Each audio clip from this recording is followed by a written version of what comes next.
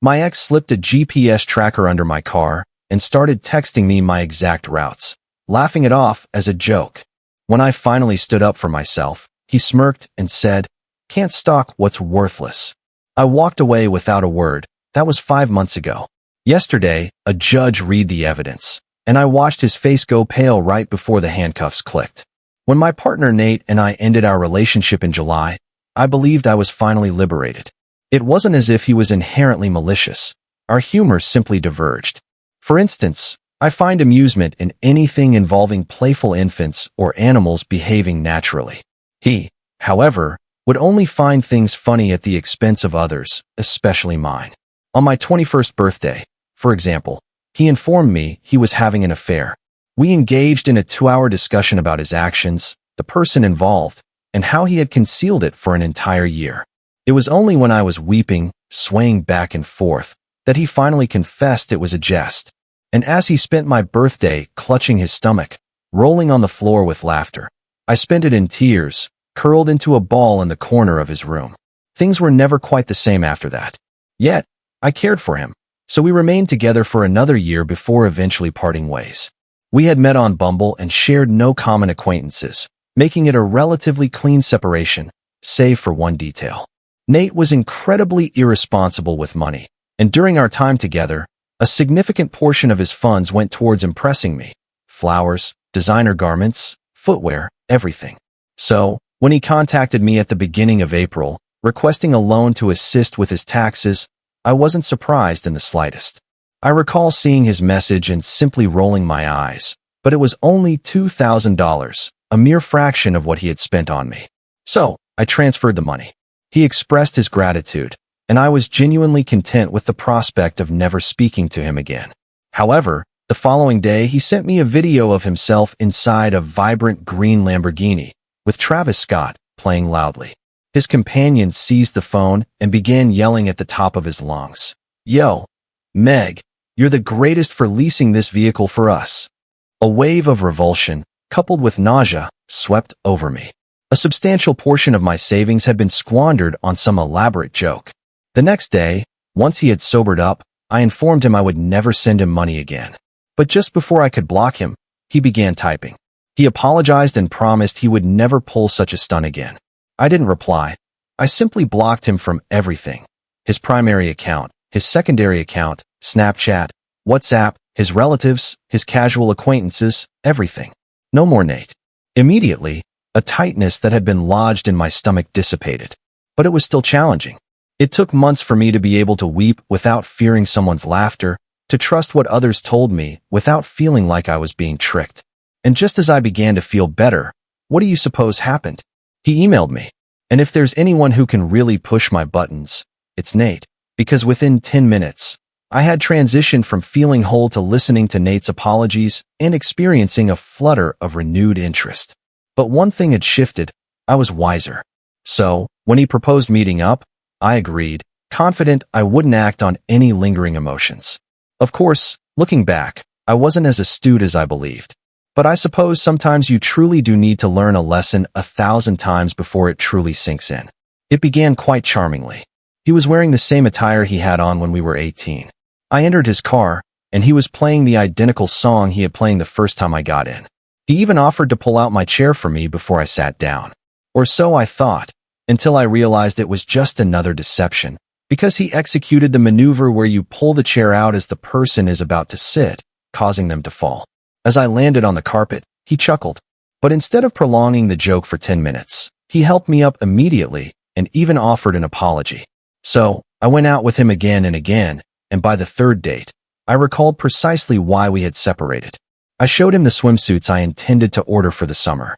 Without a moment's hesitation, he remarked, "Well, you're not Margot Robbie, and those bikinis won't alter that, but order them if you wish." I offered a faint smile, unwilling to spoil our pleasant day by becoming upset, but he persisted. Now that we're on the subject, you could certainly stand to shed at least 15 pounds, by the way. Like, seriously. Still, I stared at the ground, impassive, indifferent, as if to say, "Do you possess zero empathy? I have to look at you every day. And you can't even visit the gym for a few hours a week?" That utterly devastated me.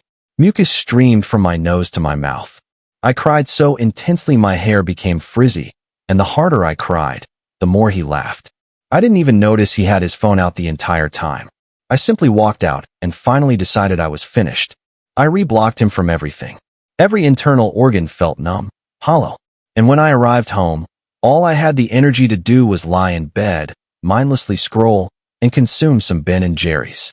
That's when a TikTok video appeared. It was me weeping on Nate's bed, edited with a clown filter over my face and melancholic violin music playing in the background. The caption read, "When she believes being mediocre means she deserves respect." It garnered 40,000 views. But this time, I was the one laughing. Not because I wasn't mortified, I was. Not because I wasn't profoundly heartbroken, I absolutely was. But because Nate believed he could act however he pleased with no repercussions, which meant he would never anticipate my retaliation. I spent that entire night compiling a list of every cruel prank, every humiliation, every instance he had lied to me or about me. I needed to be systematic. This wasn't going to be some trivial retaliation. I wanted him to comprehend precisely how it felt to be the target of his jokes. By morning, my notepad was filled with incidents that, when viewed collectively, depicted a disturbing pattern of emotional manipulation that I had somehow normalized over the years. The following morning, I created a new email account and contacted his supervisor, Marissa. During our relationship, Nate had mentioned she was extremely stringent about employee conduct on social media. I sent her the link to his TikTok and highlighted its unprofessional nature in publicly shaming someone. I didn't identify myself as his former partner. I simply stated my concern about the company's reputation being linked with someone who treats women in such a manner. While awaiting the outcome of that, I reached out to a few of his friends' girlfriends.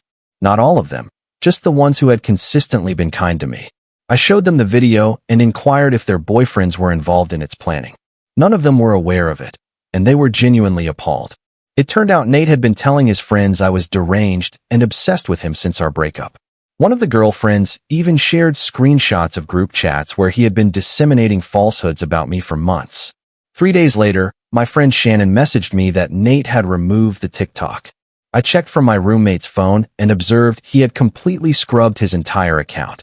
Later that day, he emailed me again, but this time there was no charm, only fury. He demanded to know why I was attempting to ruin his life, and stated his boss had issued him a formal warning regarding online conduct. I didn't respond. This was merely the beginning. I wasn't aiming to destroy him. I simply wanted him to experience the repercussions of his actions for once. And I wanted to ensure he would reconsider before humiliating another woman after me. For too long, I had been the subject of his ridicule. But now, the roles were reversing, and justice, however minor, was finally within reach. I should have known that deleting the TikTok wouldn't be the conclusion. Nate was never one to back down when his ego was wounded. 3 days after his angry email, I was scrolling through Instagram when I noticed something peculiar.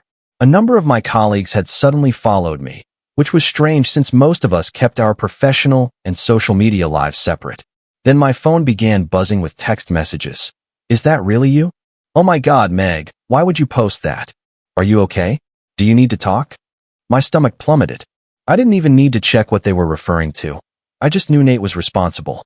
With trembling hands, I opened Instagram and saw dozens of new direct messages from coworkers, acquaintances, even a few relatives I barely spoke to. Someone had created a counterfeit Instagram account in my name with my pictures, but the biography read, "Just a desperate girl seeking attention and money from my exes." The most recent post was a poorly photoshopped image of me sitting on a pile of cash with the caption, "Another day, another man to swindle. Who wants to be next?" The account had tagged everyone from my workplace, including my boss, Rebecca. I immediately reported the account and messaged my closest work friend, Taylor, explaining it was fake. She called me right away. "Everyone knows it's not you," she reassured me. "It's so obviously fake that Rebecca already sent an email advising people not to engage with it." I felt a wave of relief, followed by fury. Nate was truly attempting to jeopardize my employment now. Who could play at that game? I didn't directly respond to his provocation. That's what he desired. Instead, I took screenshots of everything and meticulously documented it all, including his previous TikTok. I was building a case. The fraudulent Instagram was removed within 24 hours, but the damage to Nate's reputation among my friends was irreversible. Taylor and a few other colleagues who had met him during our relationship now understood precisely what kind of individual he was. Word spread rapidly. A week passed without incident. I was beginning to relax, thinking perhaps he had received the message. Then I arrived home from work to find a delivery person outside my apartment building with an enormous order of pizzas, 20 of them, all with different toppings, all prepaid, all supposedly ordered by me. I didn't order these, I informed the bewildered delivery person. He showed me the order details. Someone had used my full name, address, and even included a note stating I was hosting a surprise party and to please knock loudly because I might be in the shower. The total amounted to over $400. I explained the situation, and thankfully, the delivery person was understanding. He contacted his manager, who reluctantly agreed not to charge me. As he was reloading the pizzas back into his vehicle, I noticed a text from an unfamiliar number. Dinner served. Hope you're hungry. This might sound trivial compared to the Instagram incident, but it truly unnerved me. Nate knew where I resided. He possessed my address. For the first time, I felt genuinely unsafe. That night, I contacted my older brother, Chris. He lived across town and had never approved of Nate. He had seen through him from the very beginning. I recounted everything that had occurred, and he arrived immediately to help me change the locks on my apartment door. We also installed a basic security camera that connected to my phone. It wasn't much, but it made me feel more secure. You should file a police report, Chris suggested as we tested the new locks. This is harassment. I sighed. With what evidence? A TikTok he already deleted? A fake Instagram account that's gone? Some pizzas I didn't order? They'll dismiss me from the station. Chris frowned. Then at least document everything. Screenshots, dates, times. If this escalates, you'll require proof it's been ongoing. I followed his counsel and created a detailed log of everything Nate had done. I also reached out to a few of his previous ex-partners, women he had mentioned during our relationship. I located 2 of them on Facebook and sent carefully worded messages explaining who I was and inquiring if they had experienced similar behavior. I wasn't expecting much, honestly. These were cold contacts from years ago. But within a day, both had responded, and the narratives they shared sent shivers down my spine. Olivia, who had dated Nate in college, told me he had convinced her she had an STD, allowing her to panic for days before revealing it was merely a joke. Zoe shared that he had once accessed her email account and canceled a job interview she had been preparing for weeks, just to observe her emotional collapse when she received the rejection. It was like viewing my own experiences through a looking glass. The same patterns, the same cruelty disguised as humor, the same devastation left in his wake. We should initiate a support group, Zoe quipped when we transitioned our conversation to a group chat. That sparked an idea for me. Not a support group precisely, but strength in numbers. If one person complaining to his supervisor had prompted him to delete the TikTok, what could 3 of us achieve? Over the next few days, we exchanged information, where he worked, his social media accounts, mutual connections. None of us wished to destroy his life, as he had accused me of attempting to do. We simply wanted him to cease, to face consequences, to reconsider before harming someone else. Olivia, who worked in human resources, suggested we document all the incidents and present them to his company's HR department as a pattern of harassment. Zoe, now a small business owner, believed we should concentrate on warning others in our social circles. Both were sound ideas, but I was apprehensive about potential backlash. Nate was unpredictable when cornered. Before we could finalize a plan, Nate escalated again. I was at work when I received a call from my credit card company, inquiring if I had authorized several substantial purchases. Someone had attempted to charge over $5,000 to my card at an electronics store. The fraud department had flagged it because it was so uncharacteristic of my spending habits. "Did you provide your card information to anyone recently?" the representative asked. I hadn't. But Nate had my card number from when we were dating. I had never considered obtaining a new card after the breakup because why would I? He had never shown interest in my finances before. In fact, he had always insisted on covering everything. I canceled the card immediately and requested a replacement. When I arrived home that night, I checked my email and discovered 3 subscription confirmations for various adult websites, all utilizing my work email address. I spent hours canceling them and altering all my passwords, feeling violated all over again. That was the ultimate breaking point. The following morning, I called in sick to work and proceeded to the police station. The officer who took my report appeared disengaged as I explained the situation, but became more attentive when I mentioned the credit card fraud attempt. "That's actually something we can investigate," he stated, suddenly more interested. "The rest is complicated without direct threats. But financial fraud leaves a trail." I departed the station with an official report number and slightly more optimism than I had possessed upon entering. At least there was a record now. At least someone in authority was aware of what was transpiring. When I checked my phone, I had a text from an unrecognized number. "Think you're clever going to the cops?" That just made this more fun. Game on, Meg. My hands trembled as I showed the text to Chris, who had accompanied me to the station. Only Nate called me Meg, and he knew I disliked it when he used that nickname. "We're getting you a new phone number today," Chris declared firmly. "And you're staying at my place until this subsides." I didn't object. For the next week, I resided out of a duffel bag at my brother's apartment, commuting to work and returning directly, constantly looking over my shoulder. I felt like a captive, but at least I was secure. Olivia, Zoe, and I continued our group chat, now with a heightened sense of urgency. They assisted me in brainstorming ways to safeguard myself, while also holding Nate accountable. Olivia had a friend who worked at the same company as Nate and confirmed that the warning from his boss had indeed placed him in a precarious position. He had prior complaints in his file that I had been unaware of. That sparked an idea. If Nate was already in difficulty at work, perhaps that was the leverage we required. Not to have him terminated. That wasn't the objective, but to compel him to back off. Zoe suggested we all compose formal emails to his company's HR department, detailing our experiences with dates, screenshots, and specifics.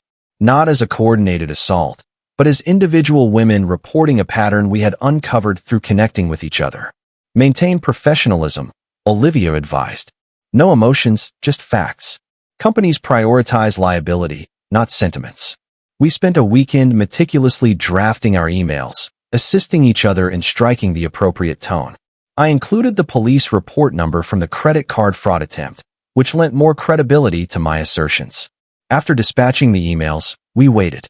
For 3 days, nothing occurred. No new harassment from Nate. No response from the company. I began to suspect perhaps our emails had been relegated to spam or dismissed. Then, on Thursday, I received a LinkedIn message from a woman named Jordan, who identified herself as the director of HR at Nate's company. She inquired if I would be willing to have a phone conversation about my email. I agreed, and we scheduled a call for that afternoon. Jordan was professional, yet empathetic. She explained that they had received all 3 of our emails and were treating them seriously. Nate had been placed on administrative leave pending an investigation. "We cannot discuss specific employment actions with non-employees," she stated carefully. "But I wanted you to know that we do not condone this type of behavior, and we are addressing it." I thanked her, surprised by the depth of emotion I felt. For so long, Nate's behavior had been dismissed or downplayed. Having it taken seriously by his employer felt validating in a way I hadn't anticipated. That evening, I received another email from Nate. The subject line was simply, "Stop. I don't know what you think you're doing, but you've crossed a line." He wrote, "They suspended me because of your falsehoods. Is that what you desired? To ruin my career over a few jokes? You're going to regret this." I forwarded the email to Jordan without comment, then blocked his email address again. The threat made my skin crawl, but I refused to let him intimidate me any longer. The next day, Chris and I returned to my apartment to collect more of my clothes. As we approached my door, I noticed something peculiar. The new security camera we had installed was missing. The mount was still there, but the camera itself was gone. "Did you move it?" Chris asked, frowning. I shook my head, my heartbeat accelerating. We cautiously entered the apartment, checking every room to ensure no one was inside. Nothing appeared disturbed except for one detail. My bed had been made. I never made my bed before leaving. "We need to depart right now," Chris stated quietly. We quickly exited, and Chris contacted the police from the car. They arrived and took another report, but without signs of forced entry, there wasn't much they could do. I had no proof it was Nate. He had been careful not to leave evidence. The officer suggested perhaps my landlord had entered for maintenance, but a quick call confirmed they hadn't been in my unit. I felt violated all over again. He had been in my home, touched my possessions. The thought sickened me. It seemed Nate still possessed my spare key from when we were dating. I never thought to request its return since we had initially separated amicably. You cannot remain there any longer, Chris insisted. It's not safe. I knew he was correct, but I couldn't reside on my brother's couch indefinitely. I required a long-term solution. That night, I contacted my landlord and explained the predicament. To my surprise, he was understanding and consented to allow me to terminate my lease without penalty if I vacated within 2 weeks. It would strain my finances, but my safety was paramount. While I searched for a new residence far from my current apartment, I received an unexpected call from Jake, Nate's friend who had been in the Lamborghini video. He sounded uneasy. Look, I know we're not friends or anything, but I thought you should know. Nate's been discussing getting even with you. Like, serious retribution stuff. He's truly lost it. My heart sank. What kind of revenge? I asked. I don't know details. He became evasive when I inquired, but he's drinking heavily, uttering irrational things. I just thought you should be aware. Why are you telling me this now? I pressed. Jake sighed.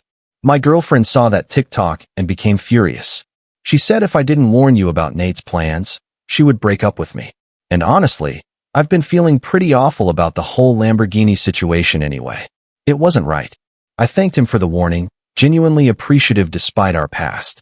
After hanging up, I forwarded Jake's number to Chris with a brief explanation, just in case anything happened to me. It felt dramatic, but I couldn't be too cautious. The following day, I found a new apartment across town and immediately paid the deposit. The rent was higher than I could comfortably afford, but it featured secure entry with a key fob system, and I wouldn't have to provide Nate with my new address. I scheduled the move for the upcoming weekend and requested assistance from several friends, not just for the heavy lifting, but for safety in numbers. As moving day approached, I grew increasingly paranoid, inspecting my car for tracking devices and varying my route to work. I felt like I was living in a suspense film, except nothing about this was enjoyable. The day before the move, I received another email, this time from an unrecognized account. The subject line was "One last joke." There was no message, just an attached video file. Against my better judgment, I clicked play. It was footage of my apartment, my bedroom, my bathroom, my living room. The camera moved through each space slowly, lingering on personal items, photos, jewelry, even my underwear drawer. The video concluded with a close-up of my bed, freshly made, with something written on the pillowcase in what appeared to be red lipstick. "Sweet dreams, Meg." I dropped my phone as if it had scorched me. My hands wouldn't stop trembling. I forwarded the video to the police officer handling my case, then called Chris in tears. "I'm coming to get you right now," he stated. "Pack whatever you need for tonight. We're moving your belongings out first thing tomorrow." That night, I barely slept. Every sound made me start. Chris stayed awake with me, formulating plans for the move and attempting to keep my spirits up. Around 3 a.m., my phone buzzed with a text from an unknown number. "Moving won't save you. I'll always find you." I showed Chris, who immediately contacted the police.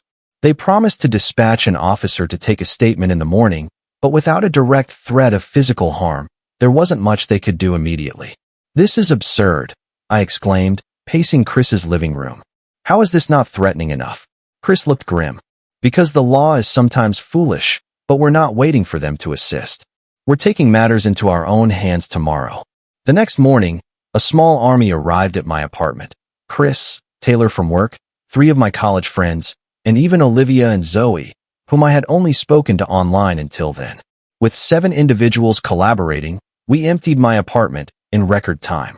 No one went anywhere alone, and Chris inspected each box before it departed to ensure nothing had been tampered with. As we were loading the last few items, a car pulled up across the street. Nate was inside, simply observing us. "Ignore him," Chris advised when I tensed. "That's what he desires, a reaction." But Zoe had a different idea. She strode across the street, phone held aloft, clearly recording, and approached his car. We couldn't discern what she said, but Nate's expression shifted from smug to alarmed. He drove away swiftly, tires screeching. "What did you say to him?"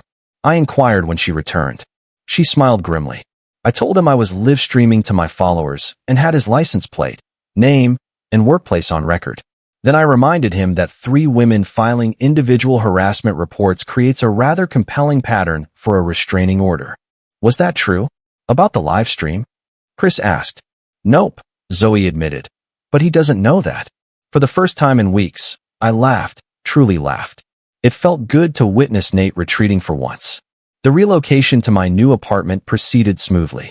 Everyone helped arrange the basic furnishings, and Chris installed a robust security system, door sensors, window alarms, and cameras that uploaded footage directly to the cloud. My new place was on the 3rd floor, with secure entry to the building requiring a key fob, and none of my social media accounts listed my location. That night, after everyone had departed, I sat alone in my new space, experiencing a peculiar blend of emotions. I was still fearful, but also enraged, resolute, and strangely optimistic. Nate had attempted to isolate me, but instead, he had inadvertently fostered a stronger support network for me than I had ever possessed. The following day, I received a formal letter from the police department. They had reviewed all my reports and evidence and determined there was sufficient grounds for a temporary restraining order against Nate. I would need to appear before a judge in 2 weeks for the hearing to make it permanent. But for now, he was legally obligated to stay away from me. I forwarded the official documentation to Jordan at Nate's company, thanking her for taking my initial report seriously. Her response arrived quickly. Thank you for the update. Without breaching confidentiality, I can inform you that Mr. Gardner is no longer employed with our company as of yesterday. I stared at the email in disbelief. Nate had been terminated. The company had actually taken action. After months of feeling powerless, things were finally progressing. I messaged Olivia and Zoe with the news, and we had an impromptu celebration via video chat that night. None of us had desired revenge, exactly. We simply wanted to be heard, to be taken seriously, and to protect others from enduring what we had. The restraining order appeared effective for a few days. There was no contact from Nate. I began to settle into my new routine, even venturing out to a movie with Taylor without constantly glancing over my shoulder. Then, on Friday evening, I received a notification from my new security system. Someone was at my door.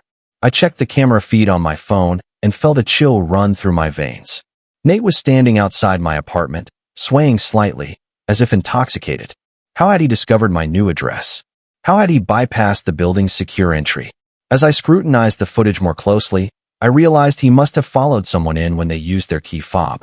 The building's security was only as effective as the vigilance of its residents, and someone had clearly allowed a stranger to enter behind them without questioning his presence. I immediately dialed 911, whispering that someone with a restraining order against them was at my door.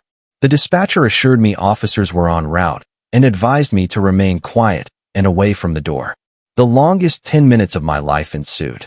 I watched through the security application as Nate pounded on my door, then attempted the handle. It was locked, of course, but knowing how close he was made my heart pound.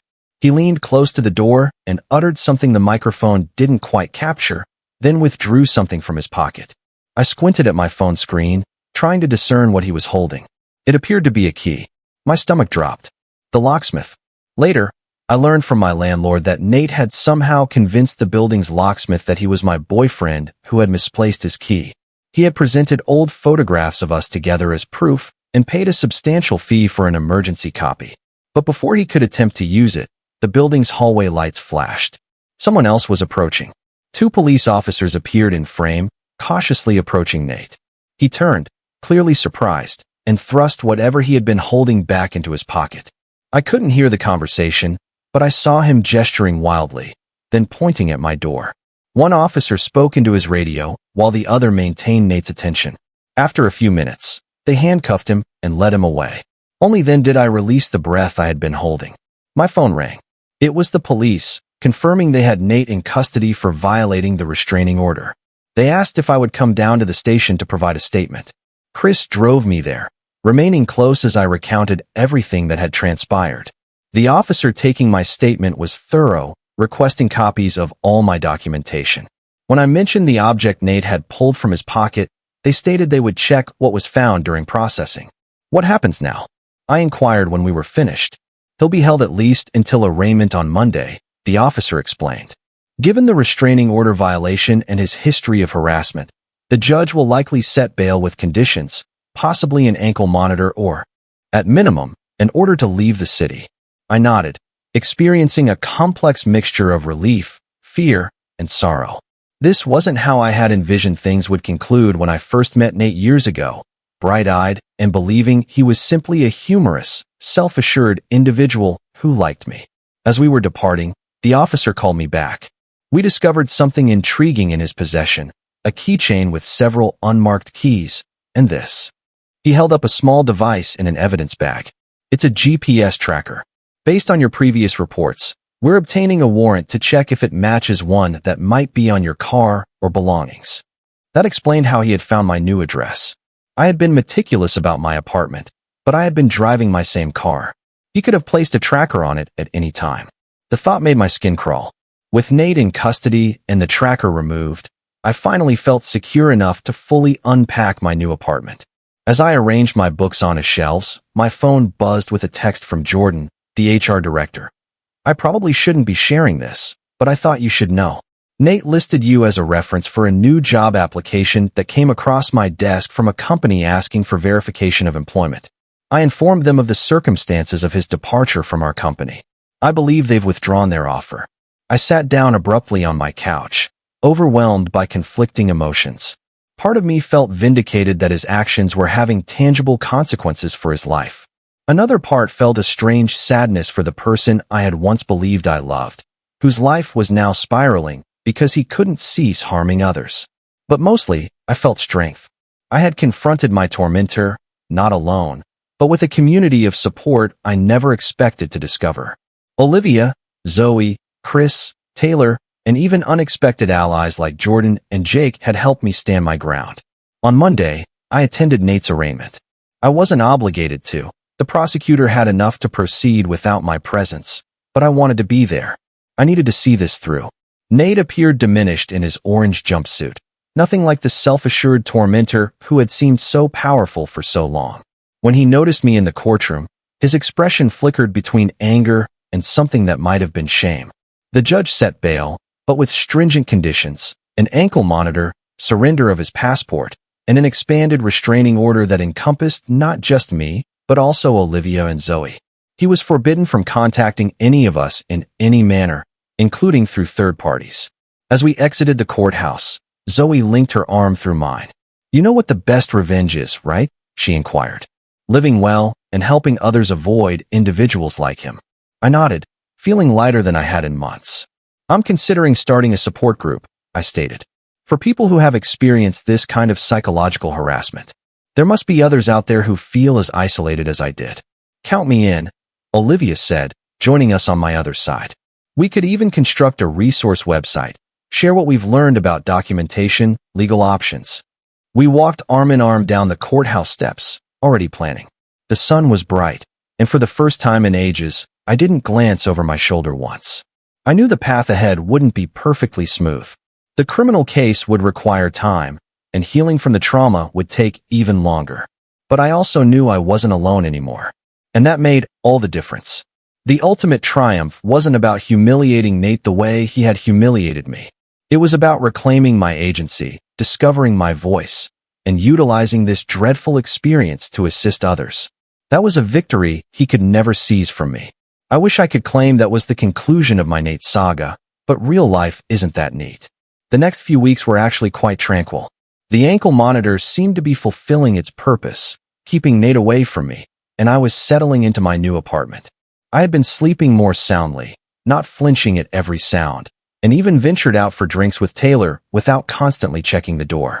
Then one evening, I received a text from an unknown number that simply stated, "Check your email." Against my better judgment, I did. There was a message from a new email address with the subject line, "Last warning." Inside was a link to a private Instagram account. I hesitated, knowing it was likely a trap, but curiosity overcame me. The account had just one post, a photograph of me entering my new apartment building, clearly taken that morning. The caption read, "Ankle monitors come off eventually." My hands began trembling so severely I could barely call Chris. He arrived immediately and helped me file yet another police report.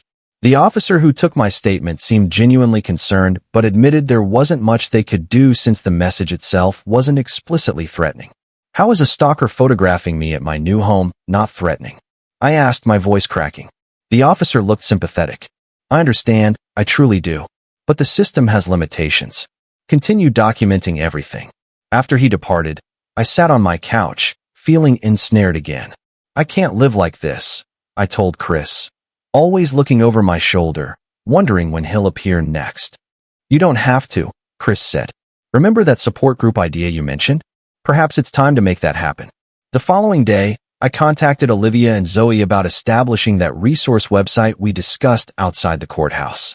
They were both immediately on board. Olivia even knew a web designer who would assist us pro bono after hearing our narrative. Within 2 weeks, we had a basic site operational, featuring information about documenting harassment, legal options, and mental health resources.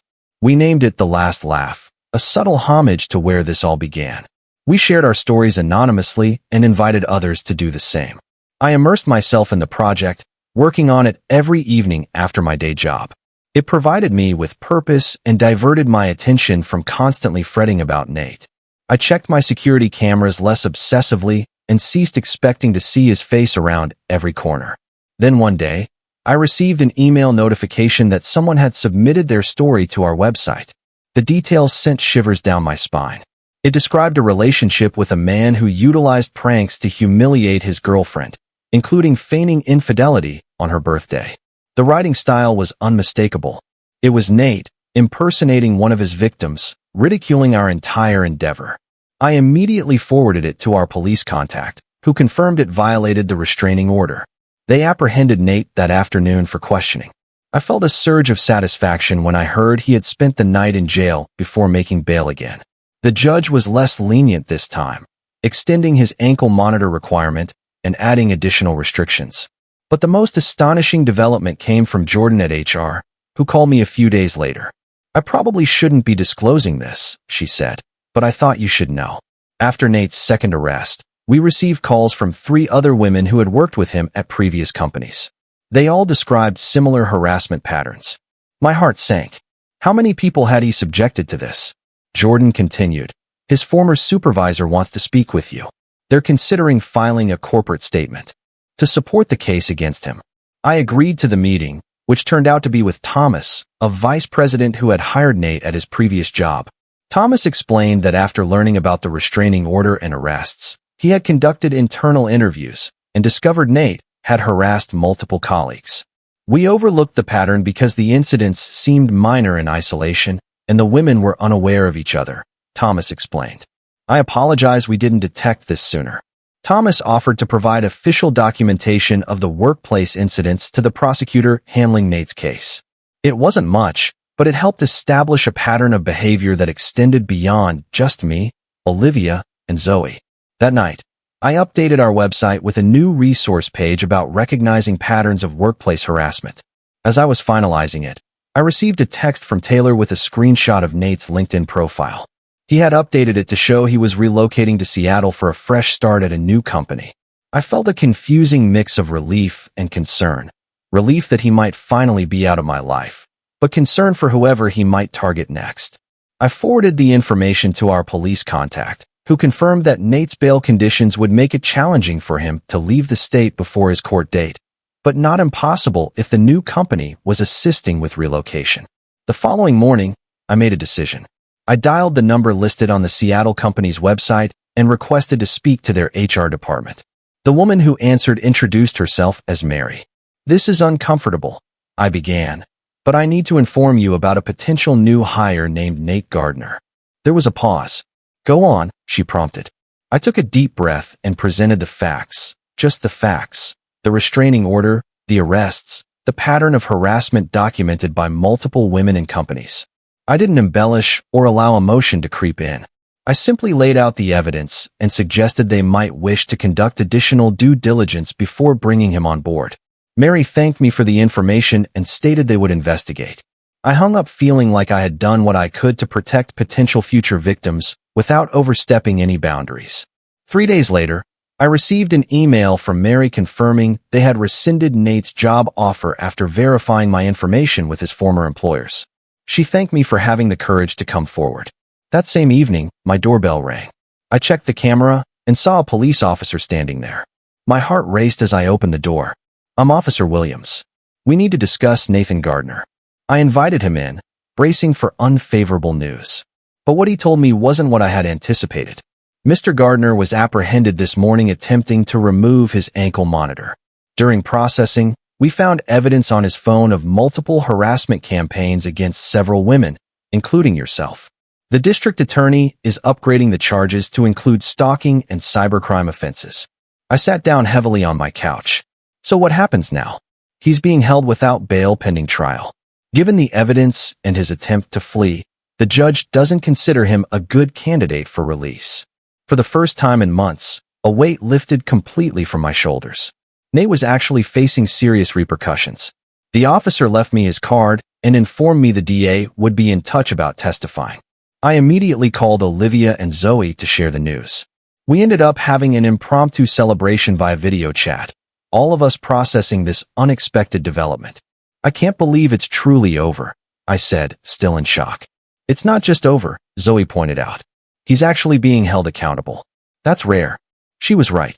So many harassment victims never achieve that sense of closure. It made our website feel even more significant. The next few weeks were a whirlwind. Our small resource site was gaining momentum, with women from across the country submitting their stories and expressing gratitude for creating a space where they felt understood. We added forums, connected with legal resources, and even initiated weekly virtual support meetings. The DA's office kept me updated on Nate's case. The evidence from his phone was damning. He had detailed notes on each of his targets, including schedules, vulnerabilities, and prank concepts.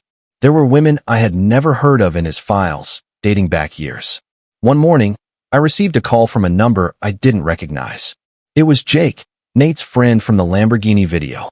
Hey, I know we're not friends or anything, he began awkwardly, but I wanted to apologize for my part in all this. I didn't know how bad it was. I remained silent, unsure how to respond. Anyway, he continued, I've been speaking to the DA, telling them everything I know about Nate's jokes. I should have done it sooner. Why now? I asked. My sister found your website. She recognized Nate from some of the anonymous stories. She showed me, and it was like seeing everything clearly for the first time. He paused. I was a terrible person for going along with his nonsense. I'm sorry. It wasn't a flawless apology, but it felt sincere, and it demonstrated our website was making a difference in unforeseen ways. The day before Nate's pretrial hearing, I received another surprising call, this time from Richard, Nate's father. I almost didn't answer, but curiosity prevailed.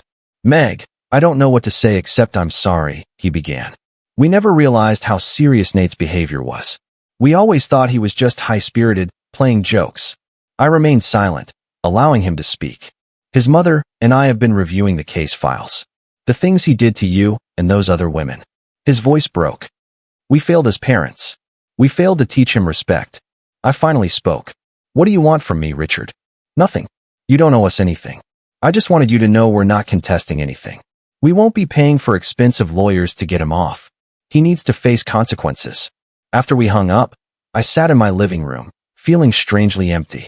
There was no satisfaction in knowing Nate's parents were also suffering. This entire situation was simply sad. Sad that so many people had been harmed. Sad that warning signs had been overlooked for years. Sad that someone with so much potential had chosen to use his intelligence to inflict pain rather than contribute something positive. The day of the hearing arrived. I dressed meticulously in a simple blue dress and met Olivia and Zoe outside the courthouse. We had agreed to attend together, supporting each other through whatever transpired. Inside, I was astonished by the number of people present. Jordan from HR, Thomas from Nate's former company, even Jake, sitting awkwardly in the back.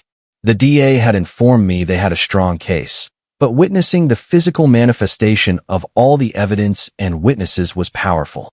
Nate looked terrible when they brought him in, pale and thinner than I remembered. He didn't look at anyone, keeping his eyes fixed on the table in front of him. The proceedings were brief. His attorney announced they were seeking a plea deal, and the judge set another date for that discussion. Outside the courthouse, a reporter from the local paper approached us, requesting a statement about the case. I hesitated, then decided to speak. This isn't about retribution, I stated carefully. It's about accountability and safeguarding others. We launched The Last Laugh, website to help people recognize the warning signs we missed and find resources we didn't know existed. That's the only statement I wish to make. 2 weeks later, I received official notification that Nate had accepted a plea deal. 3 years with the possibility of parole after 18 months, mandatory counseling, and a permanent restraining order against contacting me, Olivia, Zoe, or any of his other documented victims. It was finished. Truly finished. Not with a dramatic confrontation or a perfect cinematic conclusion, but with paperwork and legal proceedings and a quiet acknowledgement of harm caused. That night, I sat on my balcony, watching the sunset, reflecting on everything that had occurred. My phone buzzed with a notification. Our website had just reached 10,000 visitors. We were assisting people. Something positive had emerged from all this suffering. I scrolled through some of the anonymous thank you messages we had received. I thought I was insane until I found your site. You gave me the courage to file my police report. Reading other women's stories made me feel less alone. These weren't just words on a screen. They were real people finding their own path to the ultimate triumph, not through vengeance or cruelty, but through connection, support, and the strength of shared experience. I put my phone down and gazed out at the city lights illuminating as darkness descended. For the first time in ages, I didn't check my security camera before heading to bed. I didn't double-check my locks or inspect beneath my car for tracking devices. I simply went inside, prepared some tea, and began planning the next phase of our website expansion. The ultimate triumph wasn't a single moment. It was this entire new life I was constructing, a life where Nate's influence over me was finally completely gone. And that felt better than any revenge could.